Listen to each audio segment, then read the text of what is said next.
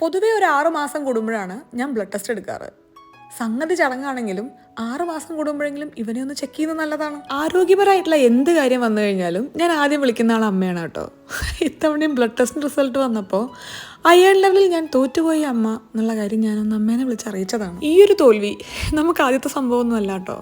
കഴിഞ്ഞ തവണ അമ്മ ഇവിടെ വന്നപ്പോൾ അമ്മേനെ പിക്ക് ചെയ്യാൻ വേണ്ടി എയർപോർട്ടിൽ പോയി.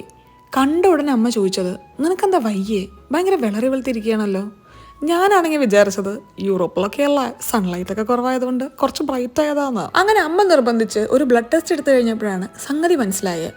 കുറച്ചും കൂടെ അയണിന്റെ ലെവൽ താഴെ പോയിരുന്നെങ്കിൽ ഒരു ബ്ലഡ് ടെസ്റ്റിന്റെ ആവശ്യം വരില്ലായിരുന്നു. അന്ന് തൊട്ടാണ് സത്യം പറഞ്ഞാൽ കുറച്ചും കൂടെ ഒന്ന് ആരോഗ്യം ശ്രദ്ധിക്കണം എന്നുള്ള ആദ്യത്തെ ഒരു ബൾബ് കത്തുന്നു. ഇപ്പം നമ്മൾ ഉണ്ടാക്കുന്നത് ഇങ്ങനത്തെ സിറ്റുവേഷനിൽ അമ്മ എന്നെ നിർബന്ധിച്ച് കഴിപ്പിച്ചിരുന്ന ഒരു ഒറ്റമൂലിയാണ്. ഡെയിലി 1 സ്പൂൺ വെച്ച് കണ്ടിന്യൂസ് ആയിട്ട് 1 മാസമൊക്കെ കഴിക്കുകയാണെങ്കിൽ അടുത്ത ബ്ലഡ് ടെസ്റ്റിൽ പൊതുവേ ഞാൻ പാസ്സാവാറുണ്ട്. ഡീറ്റെയിൽസ് ഞാൻ എന്തായാലും സ്ക്രീനിൽ